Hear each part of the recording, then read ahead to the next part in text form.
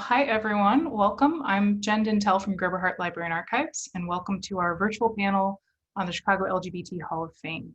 Today we're very excited to have Caprice Carthans, Dalila Fridi, Carrie Barnett, and Gary Chichester with us today, along with my co-moderator, Rick Karlin. And I'm very excited to introduce my co-moderator, Rick Karlin, who will be saying a few words about the Chicago LGBT Hall of Fame.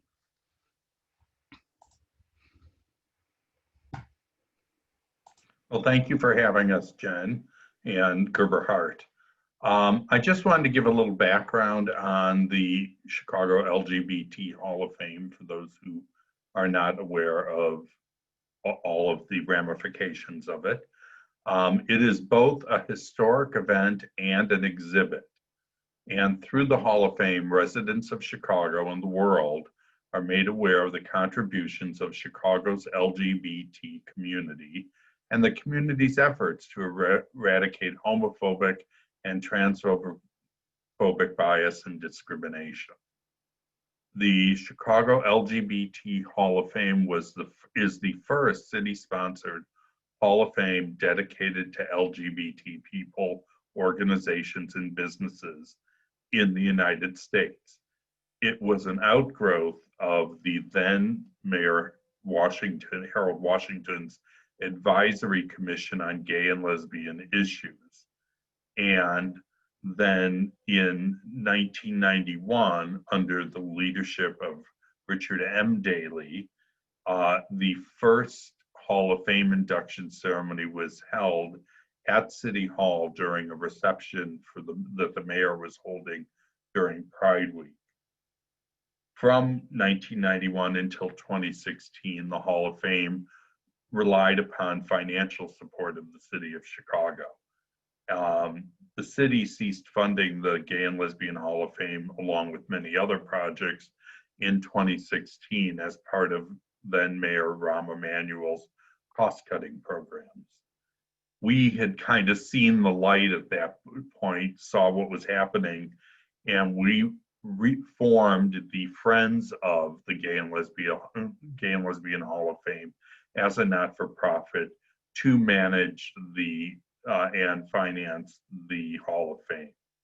And it has been since supported by the Friends. It's a 501c3 not-for-profit. And then the way inductees are chosen for the Hall of Fame, they're chosen from a slate nominated by the public. Anybody can nominate. We have nomination forms on our website, Chicago LGBTHallOfFame.org. And after those nominations come in from the general public, a selection committee is comprised of individuals who have been inducted by into the Hall of Fame, meet and review those nominations, and then choose from those nominations who is inducted the next year. So each year we have a selection committee meeting that changes every year, the composition of it, but it's always people that have been inducted in the Hall of Fame as an individual. Since our inception in 1991, our mission has continued to expand, and in selecting new inductees, a large portion of our time is devoted to being the custodian of the records of these inductees who have been honored. And it's our goal to make sure the achievements of our predecessors have not been forgotten. As I said, we reformed as the Friends of the Chicago LGBT Hall of Fame. Previously, it was the Gay and Lesbian Hall of Fame. So when we reformed that, we tried to expand the scope of our focus to encompass our entire community. So we rely heavily on donations, and I encourage you to donate, and you can donate through our website, Chicago LGBTHallOfFame.org, or on our Facebook page, the Chicago LGBT Hall of Fame. Thanks, Jen. All right, thank you, Rick. And again, I'm Jen Dentel from Gerber Hart Library and Archives. Gerber Hart is an LGBTQ library and archives that's located up in Rogers Park in Chicago. We've been around since 1981, and we focus on the LGBTQ history of Chicago and the Midwest. Our institution was actually inducted into the Chicago LGBT Hall of Fame in 1996. And over the years, a lot of our board members and volunteers, a lot of the collections in our archives, they're all people that were members of the Chicago LGBT Hall of Fame. And similar to the Hall of Fame, Gerber Hart has a similar mission where we're working to make sure that these histories and these achievements of the Chicago LGBTQ community are not lost or forgotten. So very excited about this panel. Again, our panelists today are Gary Chichester, Carrie Barnett, Caprice Carthans, and Dalila Fridi. And for our first question, could each of you talk a little bit about your work and why you were inducted into the Chicago LGBT Hall of Fame? We'll go in order of induction. So Gary, if you could please start us off. I was inducted into the LGBT Hall of Fame in 1992, but was part of its original incorporation with the city and everything since 1991. So I've been involved for over 50 years. But I've been involved with the community so a lot longer, going way back to actually the March on Water, the Democratic Convention in 1968. I was a participant in that. Going into gay liberation, I signed the parade permit in 1971 for the Pride Parade as it exists now. And through that, doing all kinds of work.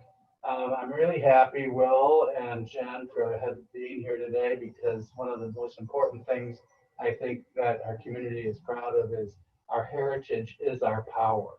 And if we don't, we're on the cusp right now of losing a lot that we need to go out and vote. So I'm getting off topic a little bit, but it's so important to remember that we fought for 50 years and we want to continue. I've been involved with healthcare with the Howard Brown Center. I've been coordinator for the gay and lesbian participation in Hands Across America, for those of us that go back that far and realize what Hands Across America was. But I think all kinds of different things. One thing is Strike Against St. Circus Vargas benefits, raising money over almost $1 million, HIV and AIDS care. So it just so many different things, and I'm not very happy that I was able to go out and do these things as I come to the later years of my life. And I'm very, very proud to be involved. And I think that it's important to let people know that, it all leads to educating people. I've always found out that if you think you're not going to be able to, if you ask for something, you're not going to get it, that's your own internal homophobia, and that you have to go out and ask, sometimes demand, that we are all included as equals. Thank you. All right, thanks, Gary. And then Carrie Barnett, I think you're next. Thanks, Jen. I'm all kind of nervous here. Can you hear me okay? All right, cool. Back in 1987, I was working with this guy named Brett Shingledecker, and he said, we should open a business together. And so I said, what? And so we talked about all sorts of different things, including a bed and breakfast, till my mom reminded me I didn't even like to make my own bed. And then we came upon this idea of a queer bookstore, and it was kind of startling. I suppose it was his idea. There were a few in the country at the time. There was one in DC, Lambda Rising, the Different Light. There were a number of those in different parts of the country, but not a whole lot. And there certainly weren't a lot of queer books out there, but we managed to fill the shelves. And it was interesting. I think Brett and I, being a gay man and a lesbian, opening a business together was really kind of different. We shelved our books together, except for the erotica for obvious reasons. And people thought that was a little strange too. They would come in and say, where are your men's books? And we'd say, how about our books? So that was something that we did. And I don't know, one of the days right before we opened, there was an article about us in the Reader, and we weren't open yet. We were still like putting stuff on the shelves, and somebody called us on the phone and said, thank you. And it had never crossed our minds that someone might thank us for opening a business. And it really sort of changed everything, I think, in a way. And we realized that we had a sacred trust to our community at that time, and we spent the next 9 years trying to live up to that trust. And I think most of the time we made it. We were really close to Wrigley Field, and people would wander in sometimes. Like I remember one time these 4 boys came in, and then they realized where they were. They're like, oh, it's a fag store, or whatever it is that they were saying. But then, you know, they left, and Brett and I turned to each other and we're like, oh, that one, he'll be back later. And so we could always tell who was going to be coming back later. And then my dad thought that was awesome. Oh, you'll get such great foot traffic being by Wrigley Field. And we're like, no, Dad, but that's sweet of him to say. Some of the things that happened to us then, I mean, you just think about how much times have changed in such a short period of time. But when caller ID became available on telephones, which it wasn't when we opened, but it was before we closed, Brett and I probably talked for weeks about whether or not we should have caller ID in the store. And we decided against it because we didn't want to inhibit anybody feeling safe to call in and ask us a question. So I don't know, after we closed the store, people ask me, so do you miss it? And I will say the thing that I miss the most about it is all of the people who we got to meet. I mean, everybody, and we made so many friends, and we were part of people's discovery. We were part of straight people looking for information on AIDS and their family members. I mean, it was kind of an amazing thing. The Hall of Fame, my mom got to be at my Hall of Fame induction, which is like one of the most amazing gifts ever. And it was so cool to have her there, and I could see her, you know, you go up and you shake the mayor's hand and all that stuff. And then I was crying because I'm a big crybaby, and a man named Ifty came up to me, who is also in the Hall of Fame. He's since deceased, but he gave me his handkerchief out of his pocket, because he was one of those guys who had a handkerchief in his pocket, and I still have it because it was a really important moment for me. I want to say something about Gerber Hart too. I think Gerber Hart is also a sacred space, and anybody who's been there and had an opportunity to interact with the collection it's so fun to see people's faces there. I was on the board of Gerber Hart in the early 90s, and then recently, a few years ago. It captures all of our voices. Here's the thing about Gerber Hart and about the Hall of Fame is each of us, whether we have that little crystal tombstone or not that has our name on it, each of us participates and contributes to creating the wonderful fabric of our community. And in that way, we're all kind of our own members of the Hall of Fame. But, and to that end, I would say that if you have things, if you're sitting out there in Zoom land and you have things in your house that speak to the LGBTQ experience, and you don't know what to do with it, Gerber Hart is going to be interested in at least talking to you about it to see if it's an important part of the collection. So I'm super glad to be here, Jen. Thank you so much. Thanks, Carrie. People Like Us Books is the place I'm most sad to have never seen in Chicago. So it's great to hear about it. Next up, so I think we have Caprice Carthans. So Caprice, go ahead. Hey, everybody. It is an honor to be nominated and then to be selected. I think one of the most important things for me was that there's finally going to be some color added to the formation of Hall of Fame. I started this work about 30-some years ago in New York City. I left Chicago in 1981, and I had $400 and a backpack. And I took a bus into New York City, fascinated by the entire city. And during that particular time, HIV had spread wildly.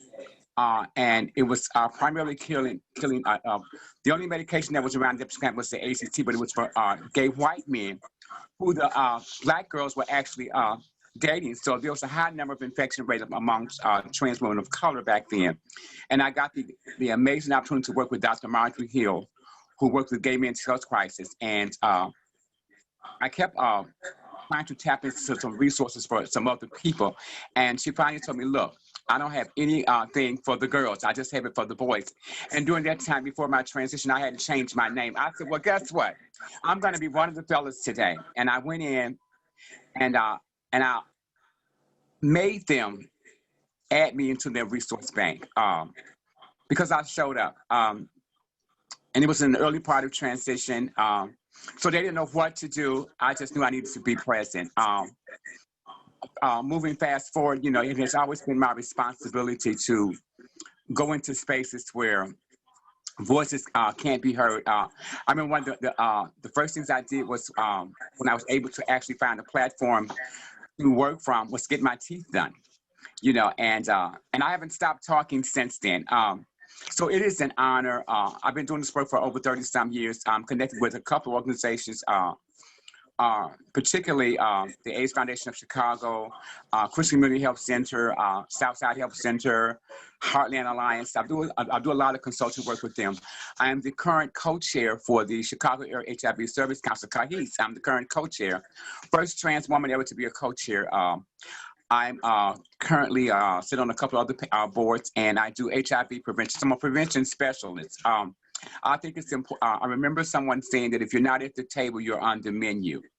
And I don't want to be anyone's selection of choice unless I choose to do so. So I'm humbled by this experience. I'm honored that I got nominated. Jorge Sesto from CDPH said, I think you would be a great candidate for the Hall of Fame. And I'm like, what you trying to do, tell my age? He was like, no, I just think that you do a lot of great work. And I think it would be important to have you as a nominee. And I was like, okay. So we did all the particulars with the black and white photo. You know, we had to critique how we needed to do some stuff. And I had forgot all about that stuff. And when they called me that Sunday morning, they said, and I said, hello. And they said, hi, is this Caprice? I said, it is. And I thought it was maybe a bill collector. And they said, you have been selected to be one of our nominees for 2020. I said, for what? And they said, you're going to be into the Hall of Fame. And I said, oh, can I tell everybody? They said, no, you cannot tell anyone until we do the press release. I said, so why would you call me at 5 o'clock in the afternoon on a Sunday? And you're not doing a press release until Monday or Tuesday. So I was so excited because I love social media, especially now in the times that we live. So I wanted to post, I wanted to call, I wanted to do, and I couldn't do anything but sit there and hold this information. But I think I'm honored that folks actually get a chance to see what I do behind the scenes. Because someone took a risk with me and said, hey, this is what some services are, but if you go over there, this is what you asked for. I think people don't know what to ask for when they get in those particular spaces. Know what to ask for, and then hold folks accountable. So my job is, you know, they said I'm in charge of the girls. I'm like, okay, fine, I'll be in charge of the girls. Most of the girls now call me grandma, and I used to be offended by that because I was like, well, I don't look like anyone. Look at this beautiful orange hair. I don't look like grandma. I have lovely lashes, beautiful nails. How dare you call me granny? And one of the young girls says, no, we call you granny because you're wise and you've made waves for us that we couldn't have been able to sustain. Said, had you not been there to stand in the gap and on our behalf, we wouldn't be in the position that we're in now. I think it's important that we remember that Marsha P. Johnson, a Black trans woman, threw the first brick the first brick during the Stonewall riots for the gay rights movement, and yet and still, trans folks were forgotten about. So I think it's important now that I continue to push as I possibly can because my community stands behind me. But it's also important that I pour back into the community that has been faithful to me. So I'm excited about this whole entire journey. I'm immortalized now, you know. I'm immortalized now. So 50 years from now, I'll still be 29. And you'll be able to find me in the archives of the Friends of Hall of Fame. Thanks, everybody. Thank you so much, Caprice. All right, and now we've got Dalila. So Dalila Fridi, go ahead. Hi, everybody. Being part of the Chicago history of LGBT is not something I dreamt of as a teenager in Algeria when I took part of my first protest against the government. I left Algeria a long time ago when I was 19. I left for many reasons. You know, first reason was to run away from the Islamist movement that was taking over my country. I also left because I knew I was different, and I didn't feel like I had a place in Algeria. Came to the United States, came to Chicago in 1996, I think. I was in Oak Park for a while. Didn't take part of the LGBT activism. I actually lived in Boys Town and lived, you know, right by the closet. But I think being part of the changes of the organizations that brought changes to LGBT, one of them being Equality Illinois, felt very normal for me.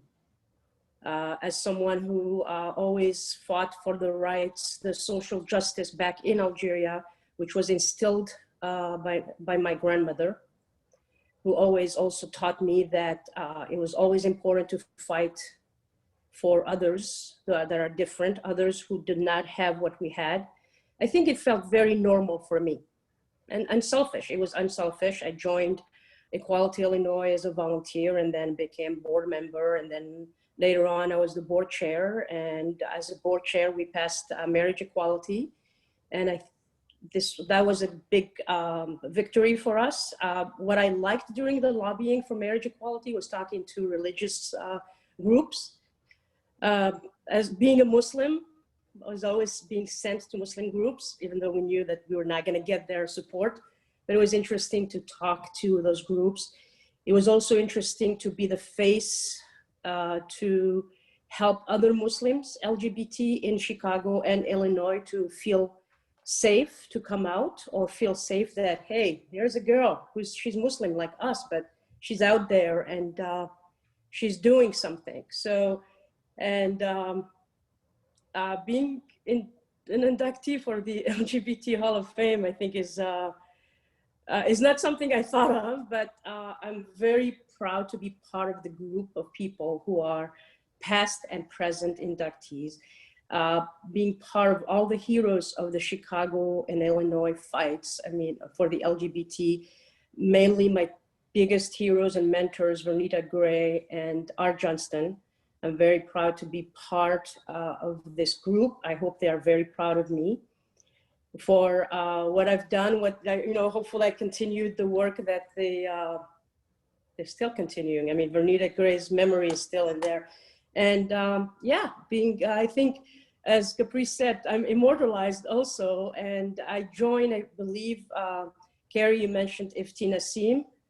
He was, I guess, an inductee in 1996. He was the first and only Muslim for a while. So I'm happy to be the second Muslim to be part of the Chicago LGBT Hall of Fame, and also an immigrant. So that's, I think I just read something about a senator running in, I guess in Delaware, and said that people from third world countries have not amounted to anything in this country. Well, I hope we continue to prove her wrong.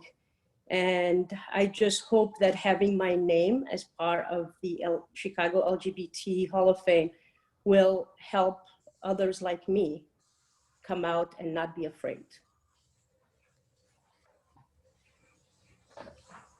Thank you, Dalila, very much for that. And I don't know, Rick, do you want to start with a question, or you want me to start it off? Oh, you're on mute. Why don't you start it out, and Okay. I'll follow up on one. Perfect. So I think for me, I feel like Chicago gets left out of a lot of histories of LGBTQ history in the US. I know, Dalila, you mentioned Vernita Gray. Are there people that are, whether they're part of the Chicago LGBT Hall of Fame or not, that you think everyone in Chicago should know their names? Whoever wants to start, if there's someone that you can think of in Chicago. Well, I'll start since I have my volume on right now. I think Art Johnston, co-owner of Sidetrack, is somebody that everyone should know. He is responsible basically for the founding of Equality Illinois, and has given back to the community so often. It's incredible how much they give. The he and Pepe give back to the community, and also how much they do in working with the people in government down in Springfield and down at City Hall to work with them and get them on their sides. It's been a phenomenal journey watching them. And Art is one of the people that I most admire in Chicago for the work he's done. And there are many, many others, but that's one that I would name. I have one. I would say Fred Eichner, because he tries to fly under the radar, and yet he has been so pivotal in the ability of so many organizations in the community to achieve what they have with his funding and with his grace. And he's such an unassuming and lovely man who is quietly out there making a huge, huge difference. I have two people I want to past and present. Dr. Betty Smith from Southside Help Center, who started this African American organization with a grant from it was a church grant, and she quit her corporate paying job to start an organization. During the time, there were Black gay men who were HIV positive and had full-blown AIDS, who were part of the amazing Black church movement. And there was conversations about how do we assist them in transitioning from their life to death process. And she took a risk at forming an organization, Southside Help Center, and has been a pillar in the community for well over 33 years. So I applaud her. Presently, there's a Dr. Maya Green from Howard Brown, who does amazing work with the trans community. She does the hormone therapy, she refers for reassignment surgery, all those particular things. And she's a woman of lesbian experience, but she's so devoted to the community of trans women of color that I think that her name should also just be just put out there. So I have two, past and present, Dr. Betty Smith from Southside Help Center and Dr. Maya Green from Howard Brown. And Caprice, I'm going to hold you to nominate them both for next year's Absolutely. ceremony. Absolutely. Absolutely. Okay.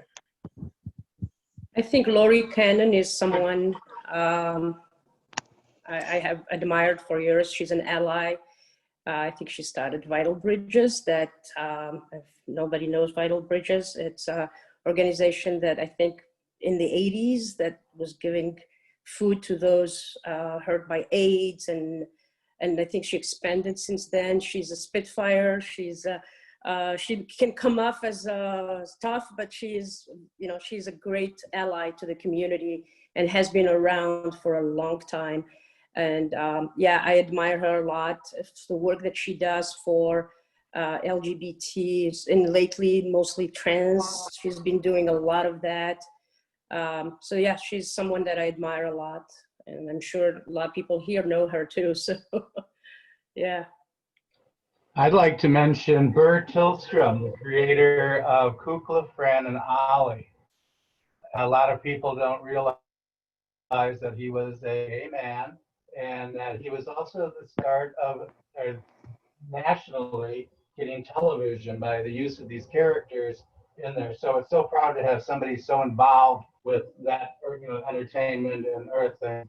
And also, there's so many people out there that aren't really recognizable right off the bat. If you go into the website of the LGBT Hall of Fame and kind of study it, it really is a marvelous collection of people in all frames of life. Those that are known, those that are not known, and there's also a lot of people still out there. So if you don't see their names on the website, think about somebody who's affected your life, maybe today, maybe 10 years ago, maybe 20 years ago, that needs to be recognized in this group. Because once again, our heritage is our power. Great. I have one more that I want to name too, and it's Dean Richards from WGN TV. He has been quite an ally for our community. He's actually a member of our community, and he has time and again donated his time and talent to various organizations, including our upcoming virtual induction ceremony, which will be on Tuesday, October 13th at 6 o'clock. He is the host of that, and I contacted him, asked him, and within an hour, I got the most positive response from him. And he just took care of everything from his end, and it was perfect. And he does that time and again for organizations, Dance for Life, AIDS Foundation. He's worked for many, many organizations. So somebody that's known in the Chicago community at large for his work on television, but also for the much of the work he does for the LGBT community. I was going to ask which person in the LGBT community had the most impact on your life. And I have an answer, but I'm going to wait till everyone else is done. But which person in the LGBT community had the most impact on your life? Chicago's LGBT community. I would say, I'm just going to say you, Rick, but no, because you are an important part of my life. But I would say Brett Shingledecker, no doubt, my business partner at the bookstore, and I'll tell you why. When we first opened, before we opened the bookstore, he said to me, "You need to learn something right now." And I said, "What's that?" And he said, "Anytime anybody asks you about the bookstore and you need to say it's a gay and lesbian bookstore," he said, "don't say anything like that with shame, because if you say it with shame or with fear, then you transmit that to other people and then they take it on. So you have to be bold and strong and believe in yourself and proud of who you are and not afraid to say it to absolutely anybody." So. Can I have two, Rick? The first one, Sure. the first one would be Chuck Renslow, an amazing man. Gary, I'm going to ask you to lean a little closer to your mic, okay? We're having trouble hearing you. Okay. Chuck Renslow is such a great man. I'm great for the community. And the other one is William B. Kelly, the amazing man when it came to any kind of knowledge or history and research. You always go to Bill Kelly, and both of them men are.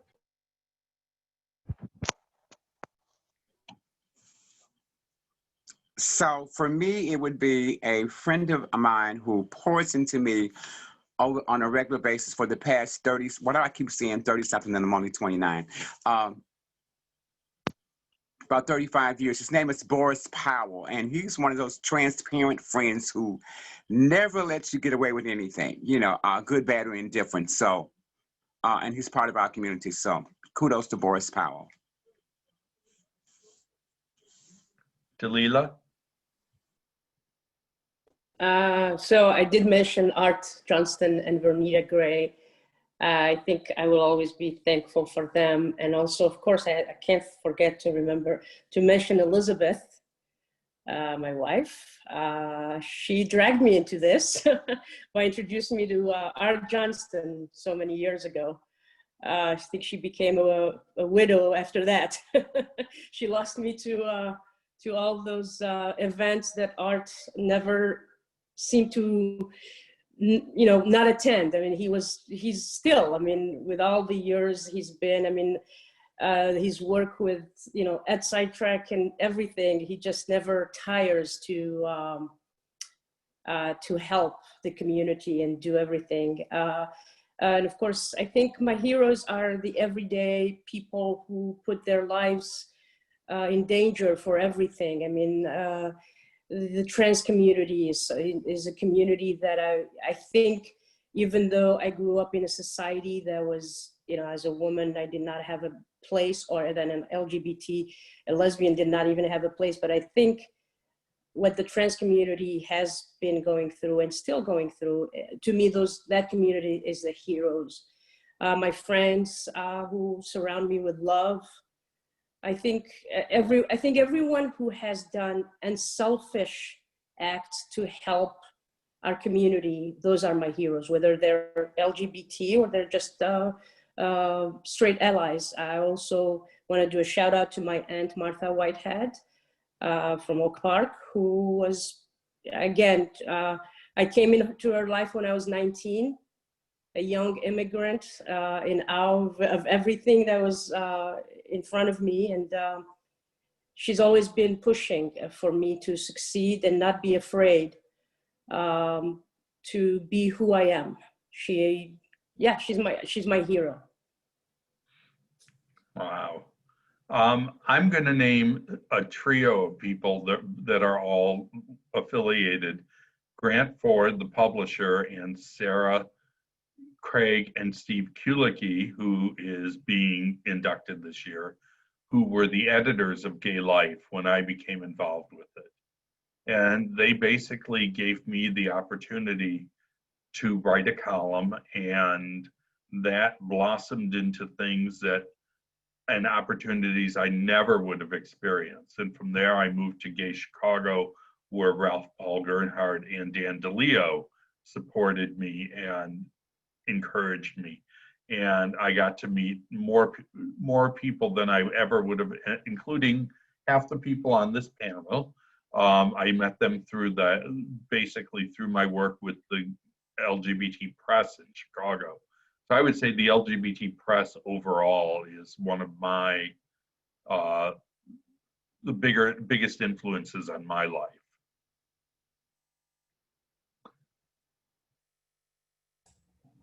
Jen, do you have something? I do. I was going to say that we are coming up on almost 1:40. So if you have questions, start thinking about it, and to virtually raise your hand. Again, to do it, just click the participants window, and then at the bottom, it'll say raise hand. Or if you're on a phone, select more, and then you can raise your hand, and then I can start doing the audience Q&A in a few minutes. I have another question about kind of a personal archive. So for our panelists, how are you documenting the work that you've done? Do you keep track of these photos? Why is it important to keep this record of the history that you're making? And I know, Carrie, you've donated a lot of your stuff to Gerber Hart, which is great. But how are you keeping track of this? Why is it important to keep these records of what you've been doing? I'll jump in on that one, Jen, because I have given pretty much almost everything except my picture of me with Harry Hay to Gerber Hart. And there were a lot of reasons for that. I had cases and cases of first edition books that were signed by all the authors who came into the store. And wow, and it seemed like it was time to give those up. But probably the biggest part of that was we also took Polaroid pictures of every author who came into the store. And so for a 9-year period of time, we got to meet authors who were creating the culture from a literature perspective, and to be able to give that to Gerber Hart so that people in the future can come and see who those people were and maybe be inspired to go learn something else about them and the things they had to say and the books that they wrote. I think that's really important. I think legacy for me is part of I'm the current matriarch of my family now, and I'm the first ever gay, because back in my days, it was either you were gay or you was either sissy or you were a dyke. So all of that kind of language has changed throughout the years. So being a part of a legacy that shifts, because there are family members who came after me who've identified as LGBTQ based upon the experience I've had. My mother was my greatest supporter. She hung out with the girls in the Jewel Box Review. So based upon, I'm the 8th child of 23. So based upon what she had is what she taught and brought to me. I'm able to give that to my family. So now I'm a twin. So, and we're completely polar opposites. He's strictly cisgendered. I'm his sister on the, but primarily just having that legacy or that information with family members who are uncomfortable or have kids who may identify as LGBTQ and say, well, you have a great aunt who is actually, been doing this for quite a while, and you can always reflect upon those particular things. So I think legacy and family is very important. Being inducted now gives them a space now to actually say, hey, here she is over here. 45 years ago, when she was 29, I like saying I'm 29. When she was 29, she got inducted into the LGBTQ Hall of Fame. So here's a picture of her, you know, and they can have conversations like that. So. I thought that the COVID-19 lockdown was quite effective to get my ass in gear and start going through papers and books that I haven't looked at in years. Cleared out a lot of crap. I downloaded images and scanned pictures, which I'm putting on digital. So instead of dumping all these photographs on, Gerber Hart down the line, I can hand them a little thumb drive and give them a lot of images. Out of that, the Pride Parade has always been very important to me. And without that this year, it was kind of unusual. So I ended up the month of June documenting with the photographs that I had and some stories. I did a different story in sort of chronological order on Facebook, hoping that people again would hear about their heritage and the history, particularly in Chicago, covering all kinds of aspects of marches. Anita, Bryant marches, and just things that people don't really realize are out there. And got a lot of good feedback on that. But again, I'm keeping it because people need to know this stuff.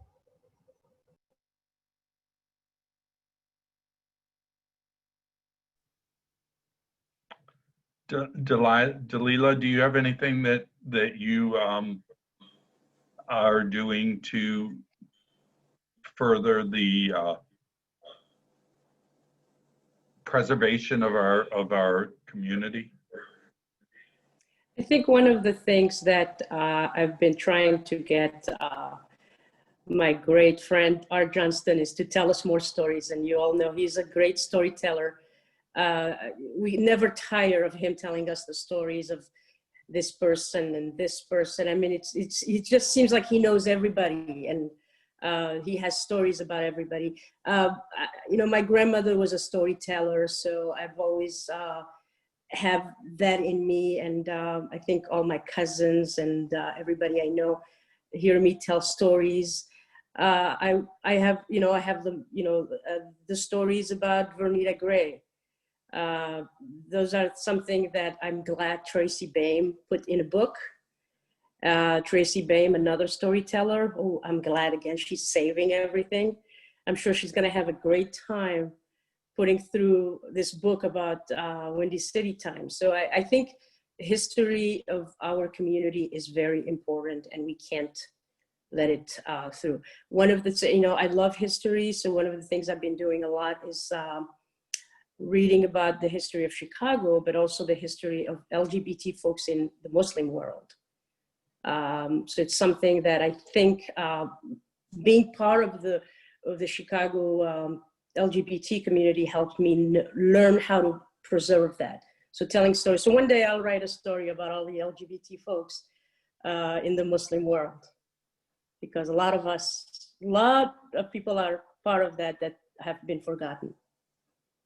I would ask that maybe you could get Art to sit down in front of a camera and tell some of his stories, so that we have them recorded. Because that's the thing, we get our elders in our community to tell the stories, but unless we record them, they're gone when we're gone.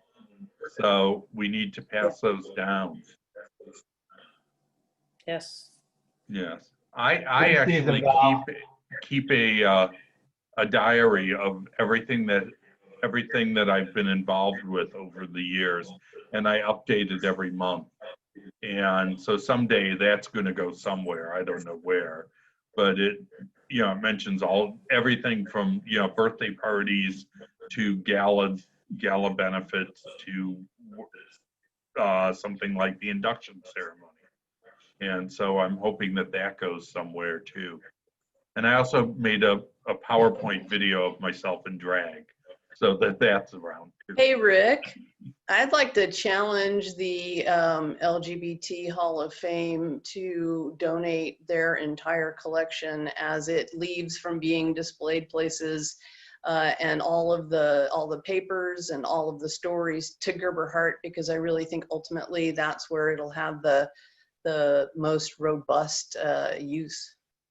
I think that that's a great idea.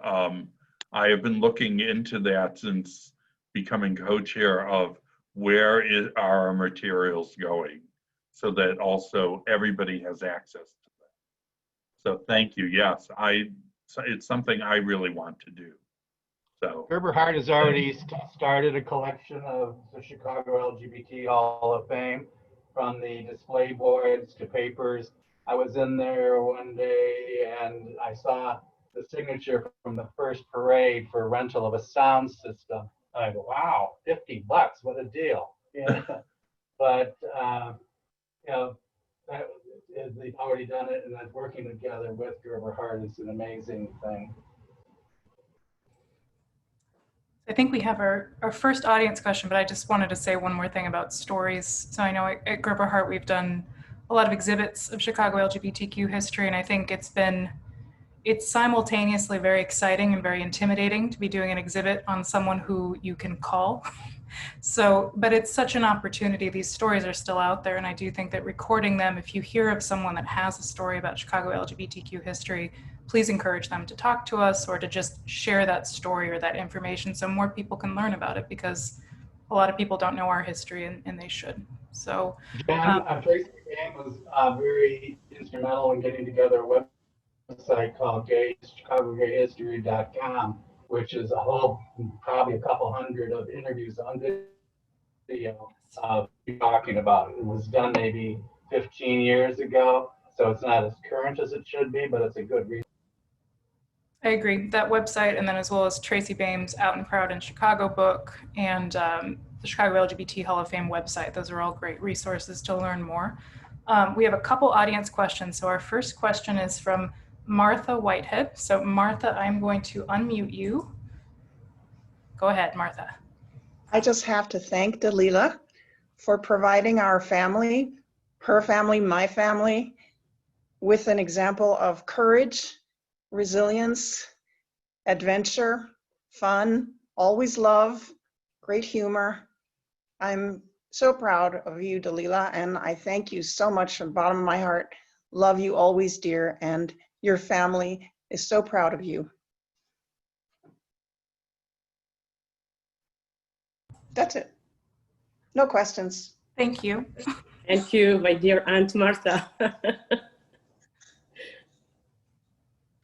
Right, and then we have a question from Robert Castillo. Go ahead, Robert. I'm going to unmute you. Go ahead. Can you hear me? I can. First of all, I just want to say I'm forever indebted to Carrie for people like us as a queer kid from Logan Square. That was a refuge and a haven, and her and I had many conversations about the community, so thank you, Carrie. Also, I served with Gary Chichester on the Advisory Council on LGBT issues, and Gary has been a steadfast friend, supporter, and I'm also indebted to him and all of the work, groundwork that he laid for us. Rob, it's hard to hear you. Can you lean forward and say that last part? It just cut out right after you said Gary's name. Oh, sorry. Just wanted to say that I'm forever indebted also to Gary Chichester. He and I both served on the Advisory Council on Gay and Lesbian issues, and I've learned a lot from him over the years, and you know, I'm thankful for everything that he's contributed to the community. I have donated my button collection, 600 plus, to Gerber Hart, and I have some of my Queer Nation stuff currently on display.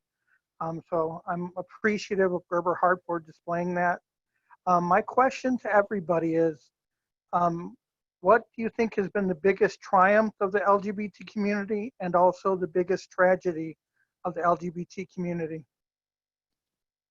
Well, that's a tiny question, right, Robert? Gee willikers. And also, you're so sweet, and you are a person that I met at the bookstore who made the bookstore experience so fantastic. So just being your friend and getting to know you and John, so important to me.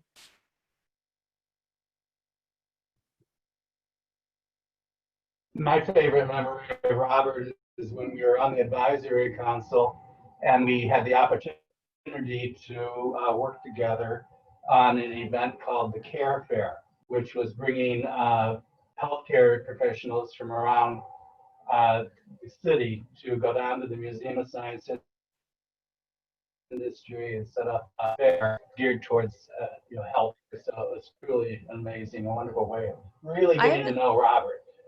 I have an answer to one of Robert's questions, which is, I mean, there are a million things that our community has achieved since before we were identified as a community, certainly, you know, and all the way back to Harry Hay and the Mattachine Society and all of those things.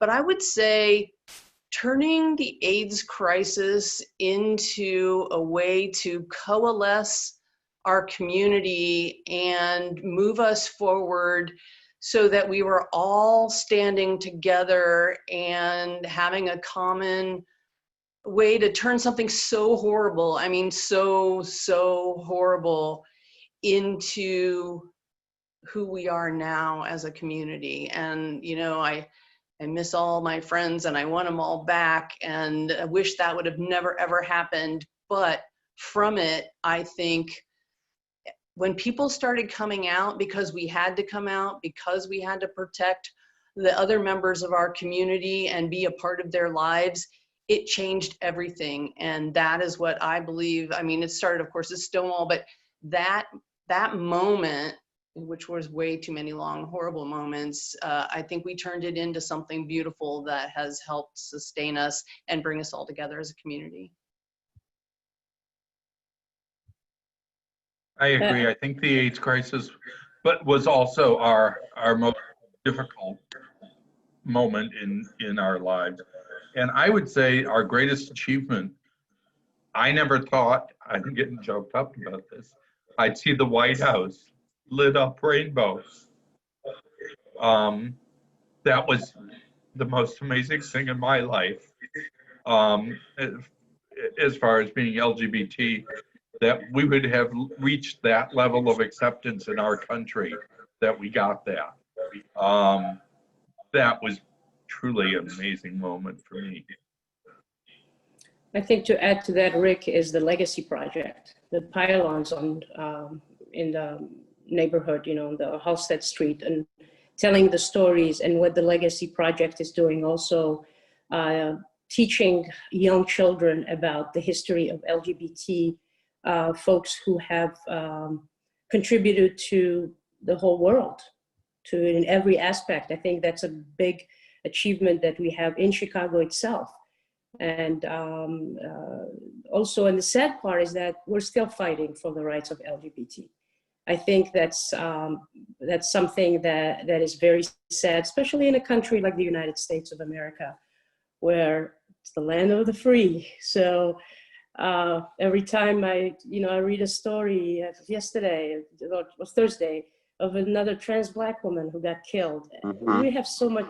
That's the sadness. And here in Chicago, we have lost a lot of our community. And although we've achieved a lot, but we still have a lot of work to do.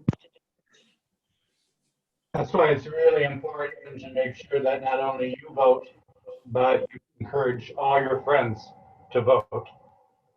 They're taking our freedoms away to ones who fought so long to get equal, marriage, equality, all kinds of different issues.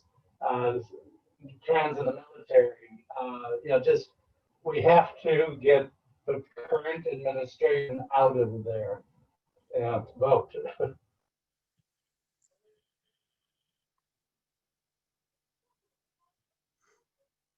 I think we use the word equity loosely. As much as we strive toward equity, and that's one of our most common values that we all have in common, it would be wonderful if we could all find support equally, but we know that that's challenging. I think it's important that we actually as of November 3rd, how important it is now to vote, because as much as we make those particular hurdles and what have you, we have someone who does not care about anyone but himself. So who wants to cut everything that we've done, that we've all done, and that we continue to pour into. He wants to cut all of that out. So I think it's important that we continue to strive for equity, to strive for equality, to push forward and continue to pour back into our neighborhoods, into our community, but to also vote. I cannot stress that enough. Vote. That's the most tragic thing that's happening now, is not being able to have your voice heard, but how important it is to be accountable when you vote. Perfect, thank you. And then we have another audience question, and if you have any last questions, please virtually raise your hand so that we can call on you. It looks like we have a question from Danny Kopelson. So Danny, I will unmute you. Let's see. Sorry, you're still muted. Can you unmute yourself?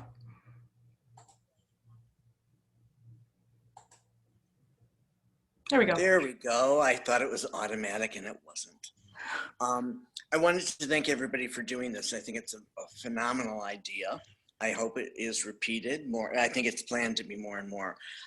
You know, Rick and Carrie, I've known forever, and Gary, actually many of you, which is really wonderful. And I'm proud to have been sort of your friends. Ironically, what happened to me a few minutes ago is I had a plastic bag full of tons of buttons. And it broke and went all over my floor, and I went, oh my God, I think I have this meeting today. So I can mail those to the Gerber Hart Library. Are you also interested in things like photographs from the first AIDS galas and the celebrities who came and those kinds of things? Also the history of the Gay Men's Chorus, for instance. I've got things from day one. What are the things that you're looking for that won't be garbage when it shows up, or will be valuable?